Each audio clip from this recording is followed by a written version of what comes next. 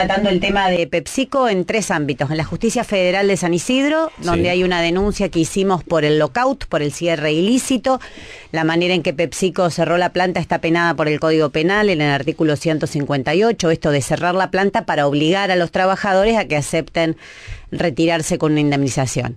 Eso está en la Justicia Federal. Por otro lado está la Justicia Laboral, que está actuando ya desde hace varios días, donde hicimos obviamente la defensa de los derechos de los trabajadores, y por otro lado la empresa PepsiCo fue a la justicia provincial, así habría que empezar a escribirlo pro con mayúscula y el vincial en minúscula, sí. Provincial, y les dijo que había que desalojar la planta. Buscaron argumentos, muchos no tenían, porque los trabajadores estaban permaneciendo en defensa de su puesto de trabajo, no estaban despedidos, todavía no habían sido despedidos, entonces ¿qué se les ocurrió? Que la planta contaminaba. Y como la planta era contaminante, ese fiscal que ustedes vieron, Gastón Larramendi, que yo pido que nadie más se olvide su nombre, porque en este caso lo pudimos sacar a la luz. Pero ¿a cuántos trabajadores y trabajadoras joderá todos los días un tipo como ese? Y no podés hacer nada, ¿no? Bueno, ese fiscal decide desalojar la planta de PepsiCo, pide que sea en forma nocturna, que sea oculto. Sí.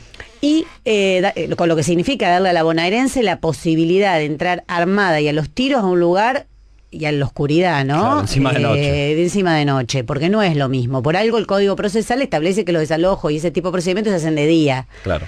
Porque la noche todo el mundo sabe, cualquiera que vivió en la provincia de Buenos Aires un poquito más, que es un tanto peligrosa la bonaerense y de noche más.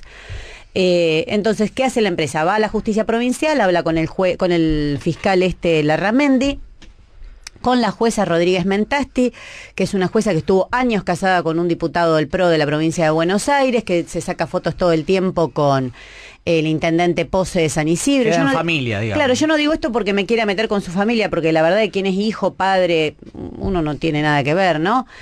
No hay que juzgarla por eso, pero ella gusta demostrarse. Sí, lo exhibe en las redes sociales sus relaciones con Cambiemos, y las exhibió dando la orden de desalojo brutal que dio. Entonces, ¿qué pasó? Había 3 instancias abiertas. ¿Cuál decide cumplir el gobierno de la provincia y el gobierno nacional? Adivinen. La de la justicia provincial, que era la única que había salido a favor de la empresa por estas relaciones que estoy diciendo. Se apuran en cumplir el desalojo porque ya nosotros le habíamos dicho, ustedes no pueden desalojar porque está por resolver la justicia federal y está por resolver la justicia laboral. De hecho, ya el día anterior tenían un fallo del fiscal Dilelo de San Isidro, sí, un pedido que la jueza Arroyo Salgado autorizó, en el que decía que había que tomar medidas preliminares para ver si se investigaba esto del lockout. O sea, se les estaba acabando el tiempo de impunidad para poder hacer el desalojo. Y se apuraron. Lo que pasa es que a las 2 horas salió el fallo de la Cámara dándole la razón a los trabajadores y quedaron, para hablar con un término futbolístico, en posición adelantada, ¿no? Porque eso es lo que explica que si había un delito, si la planta estaba ocupada, si era ilegal, se iban a contaminar, si iban a todos esos delitos que iban a cometer los trabajadores, ¿por qué no hay nadie imputado, preso, procesado? Bueno, porque el fallo laboral le dio la razón a los trabajadores, es decir, los que hoy tienen que explicar ese desalojo ilegal que hicieron son ellos. Por eso creo que eso explica la virulencia de Ritondo, de Bullrich, de los que fueron el brazo armado de esto, porque Bullrich tuvo una participación muy activa en el momento del desalojo, que fue un momento muy violento de la policía con su infantería avanzando, arrasando con todo lo que tenía en el camino, los gases lacrimógenos, todo eso que por ahí no se ve tanto en la tele, que le quemó la cara a muchos compañeros. ¿Qué hizo Bullrich? Mandó gendarmería y cercó la zona, hizo un círculo para que todos los que estaban ahí pudiesen ser reprimidos a gusto y placer de la bonaerense y nadie pudiese salir. Yo había quedado del otro lado, intentaba entrar y no podía. En un momento se cortaron las comunicaciones, algo que ocurre ahora bastante habitualmente. No creo que sea casualidad, hasta que me pude comunicar y desde adentro y de afuera vimos la manera que podía volver a ingresar al lugar de los hechos. Pero les cuento esto porque no fue nada improvisado, lo armaron bien. Hicieron un cerco en la ciudad, la sitiaron, hicieron un cerco y después avanzaron. Los argumentos, uno escucha los argumentos de la empresa que hablan de reconversión, de no sustentabilidad, cuando uno ve que las ganancias te dicen lo contrario. Vas al argumento del oficialismo, del Ejecutivo, te habla desde policías heridos hasta las comisiones internas de izquierda que cierran empresas. Sí. ¿Esto vos lo ves con corte netamente electoral? ¿Qué busca el gobierno en esto? Más allá del ajuste en sí mismo y de la cuestión económica. Sí, hay un aspecto electoral evidente. Creo que tiene que ver con la consolidación de un voto duro pro, que le dan un mensaje muy fuerte de vamos a avanzar. Se terminó. Llegó el orden. Llegó el orden. Creo que tiene que ver en el aspecto electoral con eso, porque por eso no lo vi incómodo al gobierno con que se pasaran las imágenes de la represión. Más bien parecía bastante feliz porque ellos mismos siguen la disputa televisiva, más allá de que cambiaron el discurso y lo hacen más defensivo en estos últimos días, porque quedaron muy mal frente a la sociedad. Permitime un paréntesis. Yo ayer que pude caminar un poquito más por la calle sin tener tantos policías cerca, la gente tocaba bocina, paraba, una cosa que pocas veces lo vi diciendo, no le aflojen a estos tipos, qué bien estuvieron. O sea, socialmente hay un repudio tan grande a lo que se hizo, enorme. Y después la segunda parte es que me parece que tiene un objetivo un poco más estratégico, que no es solo electoral, que es que ellos quieren pasar una reforma laboral profunda que incluye, como siempre en la Argentina, desprestigiar a quien vas a desbaratar. Cuando Menem pasó las privatizaciones, ¿se acuerdan ustedes que todos los empleados del Estado eran vagos, que los ferrocarriles no andaban culpa de ellos? Era una campaña, pero brutal. Yo era chica, pero me acuerdo que eran discusiones terribles, eran los culpables de todo lo que pasaba en la Argentina y en el mundo, los trabajadores estatales. Bueno, esto es lo mismo, es la justicia laboral, la mafia de los juicios laborales. Como abogada laboralista de hace mucho tiempo, defender incluso a los trabajadores de PepsiCo hace muchos años, debo estar incluida también en la mafia, sí. Esa actividad mafiosa. Bueno, todo tiene que ver con ir cercando a los trabajadores para pasar una flexibilización laboral y un cierres y despidos, suspensiones mucho mayor. Después vamos a repasar porque el gobierno, esta lógica de el que está al lado de enfrente hay que denostarlo, lo llevó a cabo y en muchos ámbitos, sobre todo la justicia. Sí, lo judicial le rinde, digamos, para ser bueno. Y algo que quiero dejarlo para después, para cuando volvamos, por favor. Nosotros hablamos de la situación de Brasil y la reforma laboral como un horóscopo casi, sí, ¿no? Como algo que puede llegar a venir, sobre todo porque se le dice mafia y después a veces los empresarios te hablan del costo laboral. ¿Qué va a pasar cuando el costo de Brasil, cuando no seamos competitivos después de semejante reforma que se viene? Exactamente, y te sumo también porque hablábamos recién de una nota de Clarín que habla exactamente de todo esto y le incluye y le suma la posibilidad de una reforma previsional que acompañe esta reforma laboral. Estoy segura que viene eso. Quiero que nos comentes, además de esto, ¿cuál es la gravedad? ¿Qué es lo que viene después de octubre? Exactamente, ¿qué es lo que nos va a pasar a todos los laburantes después de octubre? Señorita Vanessa Biasoli, ¿hay algún mensaje? Ya llega el noti igual. Tenemos mensajes de los oyentes. Pienso que la represión a los trabajadores fue hecha con la orden del presidente, con claro propósito de escarmentar a los trabajadores y como parte de la campaña electoral. Otro oyente dice, buen día, creo que no lo hacen con fines electoralistas, es peor, está en su ADN. Saludos, Marcia de Torkins, repetimos el WhatsApp, es 11 50 05 0710 si quieren dejar un mensaje, o también pueden grabarlo en el 4535 4000. 11 de la mañana, en la radio de la gente llegan las noticias. En verdad, el 80% ya había cerrado su indemnización. Mira, primero los invito, los libros no muerden. Lean, no le digo a ustedes, no le digo a la gente que hace estas aseveraciones, que lean, pueden leer a Rodolfo Walsh, por ejemplo, que ya hablaba en sus libros como la acusación de trosco, zurdo, era utilizada también contra la izquierda peronista en los 60, los 70, para que te torturaran, para que te desaparecieran. Siempre ese calificativo aparece cada vez que hay trabajadores que se plantan y que deciden enfrentar estos atropellos patronales y gubernamentales. Para mí es un orgullo. Porque que identifiquen a la izquierda con eso es un orgullo. Es un orgullo porque todos esos que hablan desde un lugar bastante de comodidad. Me hubiese gustado que estuvieran ahí, que vieran la violencia policial, que vieran lo que fue el barrio. Esto que yo les contaba antes, como Bullrich sitió el barrio, los vecinos salían a la calle, sacaban a los hijos 4 de la mañana con cacerolas protestando contra la represión policial. Cuando empezaron los gases lacrimógenos le daban leche para calmar ya saben que los gases hay que poner algo ácido. Para sacarse el dolor. Sí. Le daban leche a los compañeros que tenían las caras completamente quemadas por el gas lacrimógeno, el gas pimienta. Es decir, hay una diferencia tan grande entre lo que pasa por abajo, entre lo que pasa entre los sectores populares, los trabajadores, y esa casta política que habla con sueldos de 200.000, de 3, y incluyo también en esto al sindicalismo, ¿no? Porque recuerden que esta campaña contra la izquierda en PepsiCo la empezó Daer. Daer fue el primero. El otro día tuve un cruce con Daer en la tele y le pregunté, bueno, ¿qué era esa propuesta tan loca que usted tuvo que rechazar y que hacían los delegados de la comisión interna de PepsiCo que usted... Sí. Rodolfo Daer, del gremio de alimentación. De la gremio de alimentación. Y me dijo, querían que haga un paro. O sea, están tan acostumbrados a hablar con funcionarios políticos y no con los trabajadores, que lo dijo al aire en C5N, me contestó, querían que haga un paro. Eso es lo que le parece subversivo. Él cobra 200.000 pesos por mes y le parece subversivo que los trabajadores le digan que utilice la herramienta por excelencia que tienen los trabajadores para evitar el cierre. Entonces, acá hay varias cosas que son una barbaridad. Como les expliqué antes, no les voy a repetir todo, los despidos no son legales. La indemnización que ofrecieron a los trabajadores fue bajo coacción. Para eso cerraron la planta primero, entonces de legal no tiene nada. Creo que hay una discusión, por algo atacan a la izquierda y creo que nos atacan porque hemos sido, como ustedes mismos lo mencionaban, los que venimos estando notoriamente, no digo desde ahora, pero sí ahora últimamente más notoriamente, en las luchas y en todos los procesos de despidos y de cierres, que estamos sin elegir quién es el patrón. Nosotros no empezamos a mirar si el patrón es más grande, más chico, más pequeño. Sí, hay diferentes motivos por los cuales las fábricas cierran, eso no tiene nada que ver, pero siempre en esa opción elegimos al lado de los trabajadores y que los trabajadores se le garanticen sus derechos. Entonces, me parece que el ataque a la izquierda es un ataque que no es a la izquierda en sí misma, sino que es para lo que viene. Vos me preguntabas hoy qué viene en la Argentina, Brasil. Eso. Y bueno, la manera de prepararse para pasar la reforma del golpista Temer en Brasil, en Argentina, es bajando las defensas de quien tenés enfrente, y quien tenés enfrente son los trabajadores con quienes los apoyan. Bueno, ahí es donde están pegando ahora. Están pegando ahí porque lo que viene es grave, porque lo que viene es duro.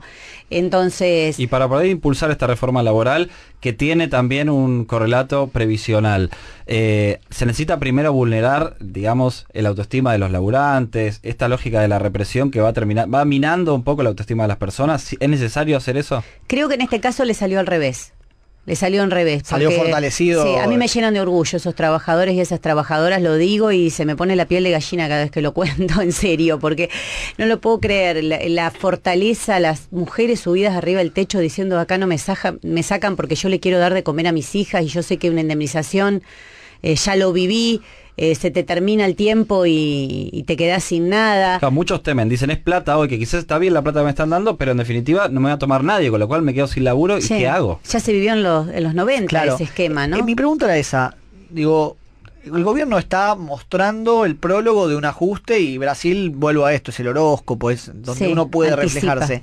¿Es evitable institucionalmente? No hablo de la lucha de los trabajadores en las plantas. ¿Vos ves un congreso, los resortes institucionales como para que se pare de mano las políticas frente a un ejecutivo que quiera avanzar así? No. Sinceramente no, porque todo este año avanzó muchísimo. Piensen en las principales leyes, el Congreso las sacó. Entonces yo lo que sí garantizo, y en esto no quiero mezclar discusiones, ¿no? Yo sí garantizo que el Frente de Izquierda no va a votar ninguna de esas leyes, porque hablo de lo que hicimos. Nosotros no le votamos las leyes, no miramos las encuestas para votar las leyes.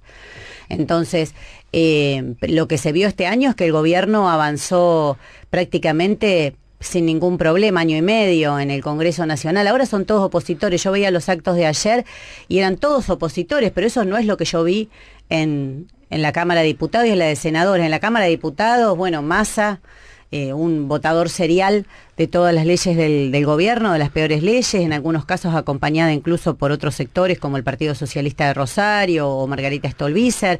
El caso de Bocio, no sé si recuerdan, un dirigente que se llamaba Bocio, Diego Bocio, ¿se acuerdan de él? Bueno. Bloque Justicialista. Sí, alguna gente con mucha memoria capaz que se acuerda de él, que me da risa cada vez que aparece en la tele, aclara que él es opositor, alguien que ya tiene que estar aclarando que es opositor.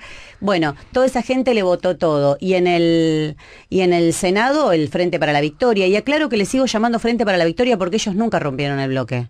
Está bien, hubo 4 o 5 que no votaban las leyes, que votaban el resto, pero el bloque siempre siguió unido. Incluso me dijeron que cuando se reeligió hace muy poquito a Pichetto como jefe de bloque lo volvieron a elegir. Entonces, ahí hubo una unidad que le permitió sacar todas las leyes al gobierno. Entonces, en campaña electoral somos todos opositores, en campaña electoral todos vamos a enfrentar al gobierno, pero este gobierno hay que enfrentarlo en el Congreso, en las legislaturas y también en la calle. En la historia jamás se han conseguido derechos sin que se peleen. Entonces, no estar en la calle hoy, no estar hoy exigiéndole a la dirigencia sindical que llame a medidas concretas para enfrentar a este gobierno, es dejar que con más o menos sobresaltos el gobierno siga avanzando. Desde este programa hemos criticado mucho a aquellos sectores de oposición que estaban más preocupados por la gobernabilidad a veces que el propio gobierno, lo cual nos llamaba la atención y muchas veces en las entrevistas quedaba de manifiesto. Algunos sectores que fueron votados con una lógica y a la hora de actuar, actuaban de otra manera. Te quiero consultar por el tema previsional. Porque es algo, yo dudo que haya un solo jubilado, incluso que haya votado a Mauricio Macri, que hoy en día aceptase que le modifique las condiciones, o a una persona que se está por jubilar, que acepte que, no, ahora te vas a tener que jubilar más grande. La nota de Clarín habla de que se va a poner en discusión la edad jubilatoria. ¿Vos cómo lo ves? ¿Esto es viable? Mira, la reforma jubilatoria ya empezó. En la ley de blanqueo de capitales que se votó en el Congreso, donde votaron todos los bloques, incluso también algunos diputados del Frente para la Victoria, chequenlo ustedes, hay diarios como La Nación que cargan quién votó cada uno, si no en la página está, yo no estoy inventando nada. En la ley de blanqueo de capitales, claro, el blanqueo era tan escandaloso que eso concentró toda la atención, pero en esa ley tenía eliminación del impuesto, por ejemplo, de bienes personales, uno de los pocos impuestos progresivos que hay en la Argentina. Los ricos van a dejar de pagar por tener más bienes que los que no tienen nada en la Argentina dentro de muy poco, y también incluía un principio de reforma jubilatoria, la eliminación de las pensiones que se pueden acumular pensión con jubilación, la elevación de la edad para las mujeres a 65 años en el caso de las pensiones. Bueno, ya empezó esa reforma y lo que todos sabemos es que en el Ministerio de Trabajo, con Triaca a la cabeza, se está discutiendo una reforma bastante parecida también a lo que se intenta en Brasil, de atacar de distintas maneras, elevando la edad con distintas maneras, los derechos jubilatorios. Pero es muy importante esto de las pensiones porque, por ejemplo, en el caso de las mujeres, que son las que más padecen el trabajo no registrado o porque son amas de casa y no realizaron los aportes jubilatorios o por distintos motivos, van a terminar siendo pensionadas. Ya no se van a poder jubilar, no es que va a haber una moratoria o algo y se van a poder jubilar, no se van a poder jubilar, van a terminar siendo pensionadas.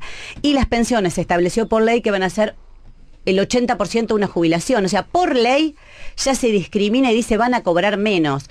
Por ahí es muy difícil explicar todo el entramado legal, pero sí que está en curso una reforma jubilatoria muy grave y que desde el Frente de Izquierda queremos poner foco en eso, porque se habla muy poco de la estafa que fue la reparación histórica, por la estafa que significa, que hizo el gobierno. En el caso de mi papá cobraba 6.500 y le aumentan 1.000 pesos. 1.000 pesos que es por un tiempo, porque se supone que eso ya después de un tiempo ya te devolvieron el dinero que te debían. Y hay casos de mucho menos, se ha hablado hasta de centavos en algunos casos. Hasta de centavos. Es una verdadera vergüenza. Entre mi papá y mi mamá, los dos jubilados no llegan a cubrir lo que es el valor de la canasta que se establece para los jubilados en 16.000 pesos. Entre los dos no llegan a cubrirlo, o sea, entre lo que cobran los dos y además de eso, lo que implica vivir en el interior del país, ¿no? Donde vos no tenés, por ejemplo, las garrafas de gas son carísimas, todo lo que implica también en vivir en lo que no es una zona urbana. Los jubilados la están pasando muy muy mal. En el interior se ve eso que decís vos, jubilados que votaron por ahí a Cambiemos porque ya tenían jubilaciones muy bajas durante el kirchnerismo, venían muy enojados con el gobierno de Cristina Kirchner precisamente por el valor de las jubilaciones y porque todo el último periodo de gobierno hubo bastante inflación, entonces las jubilaciones habían perdido aún más el poder adquisitivo. Y muchos votaron a Cambiemos porque hizo muy fuerte demagogia Cambiemos con el tema de los jubilados y demás, y ahora están completamente desilusionados. Sobre eso te iba a preguntar, la estafa electoral, ¿no? Ahora se le llama estafa electoral esto. Dijeron un montón de cosas que después en la realidad no se verificaron. Uno dice, bueno, en campaña suele pasar eso, suele haber promesas incumplidas, pero no tan gruesas, digamos, ¿no? Para adelante, vemos un gobierno que en realidad ahora sí está anunciando qué es lo que va a hacer. Y en esto de ver una oposición atomizada, por momentos, no se le hace un favor al gobierno con una oposición tan distribuida, no tanto en una legislativa, sino más para una elección como 2019. Bueno, pero igual ahora lo que hay es una elección legislativa y no hay que minimizar eso porque si no le haríamos un gran favor al gobierno. El problema es que no hay que votarle las leyes al gobierno. El problema es si atomizado o no atomizado, ¿para qué? Mira, el otro día leía un reportaje de Muñoz, la segunda en la lista de la Ciudad de Buenos Aires, que va abajo de Mariano Recalde. Y decía, bueno, yo creo que está bueno que cuando asumamos y ganemos seamos distintos bloques, porque eso muestra la diversidad. ¿Y por qué muestra la diversidad de distintos bloques? Porque esa señora le votó todo a Macri en la legislatura de la ciudad. Y ya está anunciando que cuando gane va a ser otro bloque para volver a votarle todo a Macri. Entonces, discutamos en serio cómo va a funcionar las legislaturas del Congreso Nacional. Macri gobierna esta ciudad hace más de una década. ¿Ustedes vieron que alguna vez tenga un problema en serio, así que diga crisis en el gobierno de la ciudad? Macri no tuvo ni mayoría en la legislatura de la ciudad, Macri después Larreta, perdón. No tuvo mayoría en la legislatura, o sea que para todo necesitó acuerdo de la oposición y no dirige los principales sindicatos de la ciudad, no dirige el Telefónicos, docentes, el subte, no dirige nada. ¿Y ustedes vieron que tuviera grandes sobresaltos o más bien tuvo un gobierno tranquilo que le permitió, con el presupuesto más alto de la Argentina, como tiene la ciudad de Buenos Aires, mostrarse al país y hacer creer que tenía un buen gobierno? Bueno, discutamos en serio, porque si no discutimos en el terreno de lo que se dice en los spots publicitarios, en campaña, discutamos en serio. ¿Cómo vamos a enfrentar a Macri? Yo no quiero poner un límite al gobierno. Eso, la gobernabilidad es un problema de ellos, porque si no, pedir que De la Rúa se vaya estaba mal porque afectábamos su gobernabilidad, no estaba mal. Aparte muchos sectores que hoy reclaman gobernabilidad, o que en verdad el año pasado, porque hoy ya todo ha cambiado, pero que reclamaban por esta gobernabilidad, en gobiernos anteriores, incluso algunos formaban parte y otros no, claro, no lo reclamaban. No lo reclamaban. Y no les importaba de la misma manera. Por eso te digo, se le da un valor a palabras que son construidas para poner a todo el mundo a la defensiva. Uy, no me pueden decir que yo afecto la gobernabilidad, como dicen los que hablan los diputados más cada vez que... No nos pueden decir que afecto... No, lo que te puedo decir es que sos un traidor terrible porque dijiste que ibas a... que te votaran por determinado defensa de derechos como el de los jubilados y después... hiciste todo lo contrario. Quien está hablando es Miriam Bregman, candidata a legisladora por el PTS dentro del Frente de Izquierda y de los Trabajadores. Vamos a una tanda y volvemos. 11:27, seguimos aquí en el fin de la metáfora por Radio 10, la radio de la gente. La dejamos descansar unos pocos minutitos a Miriam Bregman, que está aquí con nosotros.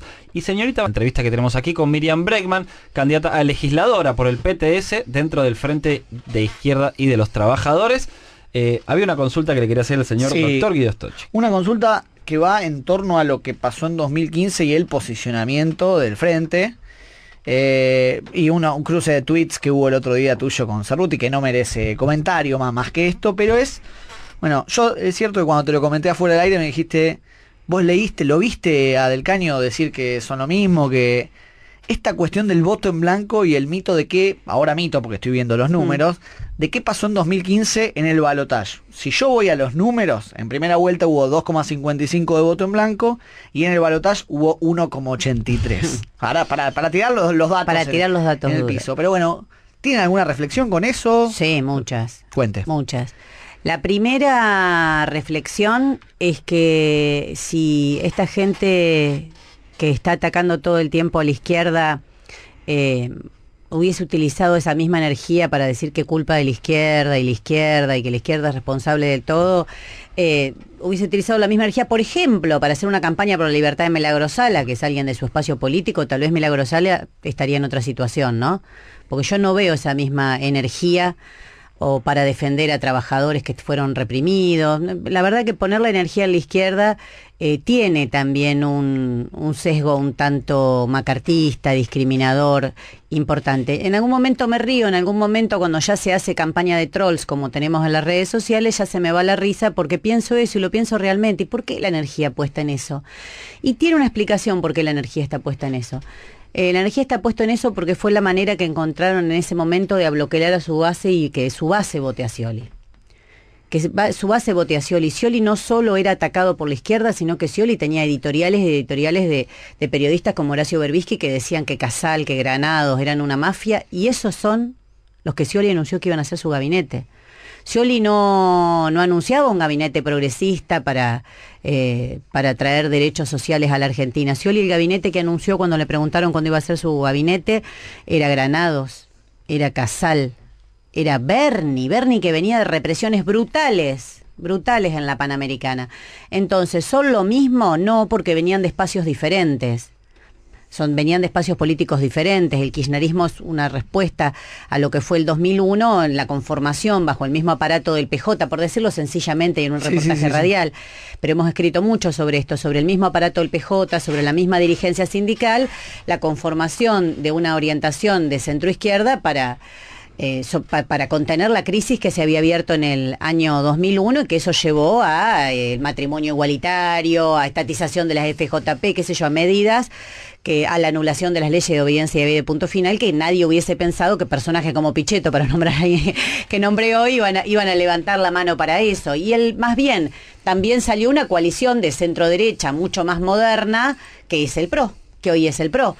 Entonces, creo que son lo mismo, si se entiende que son lo mismo como espacio político, no, porque Scioli estaba ubicado en uno y Macri en el otro. O son lo mismo, hubieran hecho lo mismo. Claro, iban hacia el mismo lugar, y si yo miro el gabinete de Scioli, categóricamente te contesto que sí. Porque además Scioli no es el problema del gabinete. ¿Vos pensás que este ajuste que está sucediendo hoy? Grados más, grados menos, mira, si vos te preparás con Bernie, con Casal y con Granados, decime que venís para traer política de derechos humanos. Además, Scioli tiene que mostrar lo que hizo en la provincia de Buenos Aires, o vos me decís que los docentes están mal ahora en la provincia de Buenos Aires. No, de hecho, sí, pero decimos, muchos docentes han votado a Cambiemos. Votaron a Cambiemos, pero me consta porque lo veo cuando recorro, cuando estoy en las marchas. Hoy se quieren morir muchos de ellos. Hoy se quieren morir, exactamente, por eso es lo que siempre develamos, que no caer en esas polarizaciones, porque te llevan a frustraciones. En la Argentina, con el cuento del mal menor, que ganó la Alianza, ganó de la Rúa. Entonces, lo de Scioli es importante. Primero por esto que te digo, porque me parece que el ataque a la izquierda y el voto en blanco tiene que ver con poder consolidar su propia base ante un candidato que era francamente invotable para todo aquel que se decía progresista. Para la gente que le gusta, y bueno, me trago un sapo, me trago otro sapo, votalo. Pero para aquellos que decían progresista, votar a un tipo como Scioli, porque además te hago una pregunta yo a vos. ¿Dónde está Scioli? Es candidato. Hoy es candidato. Bueno, Scioli es candidato, pero Scioli sacó el 49% de los votos, ¿no? Sí. En la elección. Sí. Dijo que él iba a enfrentar el ajuste. ¿Apareció por algo más que por los ataques de sus parejas? ¿Dónde está? No, en serio, no se rían, les digo porque acá me hacen sonrisa. Yo no lo digo como un chiste, lo digo de verdad. Alguien que dice que va a parar el ajuste, ¿dónde está? Que no venga PepsiCo porque le molesta a la izquierda. ¿Lo vieron en otro lado? ¿Lo vieron defendiendo la ley de medios para poner una ley de su gobierno? Porque con la pluma y la palabra son todos hábiles. Cuando hay que ponerle el cuerpo a una pelea, no aparecen. Scioli ni con la pluma ni con la palabra, ¿no? Tampoco, ni siquiera eso. Pero los que dicen eso, algún momento piensan para sí mismos, yo que soy funcional a esta campaña contra la izquierda. Decir que la izquierda es responsable que gane Macri. No pienso que el responsable que gane Macri fue Scioli, que arruinó la provincia de Buenos Aires. No Aníbal Fernández, pues si no también todos caemos en un lugar común. Scioli, hablemos de Scioli, el candidato que eligió el kirchnerismo orgánicamente para que sea el representante. Porque el kirchnerismo ya había hecho esto. Recuerden cuando fue la elección que surgió Massa como un candidato potente. 2013. Eligió un candidato en espejo que era Insaurralde. Porque si yo encuentre las diferencias, como esos que vienen en los libritos de los niños, entre Insaurralde y Massa, te va a costar, ¿eh? Eran dos intendentes de lugares grandes. Sí. Y bastante parecidos política, ideológica y discursivamente. Y volvió a hacer lo mismo con Scioli. Buscó candidato en espejo. Pero si vos buscás un candidato en espejo, la política también va a ser en espejo. Me parece que está bastante aclarado. Entonces a mí me gustaría que esos valientes tuiteros que están todo el día en las redes sociales. Hay mucho el anonimato, ¿no? En Twitter. Mucho el anonimato porque cuando vos hablás con la gente común, puede no coincidir conmigo muchas ideas, pero hay un respeto que me dicen, bueno, pero cuando hubo estar vos estuviste, cuando hubo que reclamar la libertad de Milagro Sala, porque estuvo detenida por un acampe, precisamente por una protesta social, vos estuviste, fuiste al penal, te jugaste siempre, no miraste cuántos votos te restaba o te quitaba. Cuando quisieron detener a Eve de Bonafini en una operación cuasi servicial, Sí. estuviste en la calle ese día, te pusiste adelante. Yo veo otra cosa cuando hablo con el militante común o no con el militante, con el simpatizante común que no está imbuido por esto, que son campañas orquestadas. Entonces, si vamos a hablar de campañas orquestadas y no te gusta que te las hagan, reconozcan que sí perdieron después de 12 años por culpa de la izquierda. Bueno. Que la izquierda, entonces la izquierda, ¿es responsable que cierre las fábricas? ¿Es responsable, dije hoy, del haberlo bajado el 13% los jubilados? Eso Sí. era como un chiste para la ministra Bullrich, que dice absolutamente cualquier cosa. ¿Es responsable también de que Macri gobierne? Pero entonces la izquierda en este país... Era más importante de lo que decía. De lo que pensaba yo misma. Ayer en un reportaje que le hicieron a Camilo Mones, uno de los delegados de PepsiCo, dijo, si la izquierda tuviese toda esa fuerza que dicen, no la utilizaríamos para cerrar las fábricas, la utilizaríamos para realizar verdaderas medidas de lucha y que poder parar los despidos. Por eso lo que yo pido es que nos ayuden a construir esa izquierda que pueda parar los despidos, que pueda darle a la juventud un sentido, una vida que merezca ser vivida y no solo miseria, gatillo fácil, persecución, que puedan tener verdaderamente becas para estudiar y no becas para ser policía, como hacía Scioli, que le daba becas para ser policía a la gente. Entonces me parece que estaría muy bueno que podamos discutir qué queremos construir y no hacernos eco de este tipo de campañas. Miriam, muchas gracias. Este año es electoral, así que vamos a estar hablando muchísimo. Seguramente vamos a hablar muy pronto. Hasta octubre hay una agenda Exactamente, abierta. Y obviamente estás invitadísima. No pareciera que vaya a menguar esto que pasó esta semana, ¿no? Y estás invitadísima a nuestro estudio cuando quieras. Miriam Bregman es candidata a legisladora porteña por el PTS dentro del Frente de Izquierda de los Trabajadores, el FIT. Muchísimas gracias. Gracias a ustedes. Vamos a una tanda y volvemos aquí en Radio 10, la radio de la gente.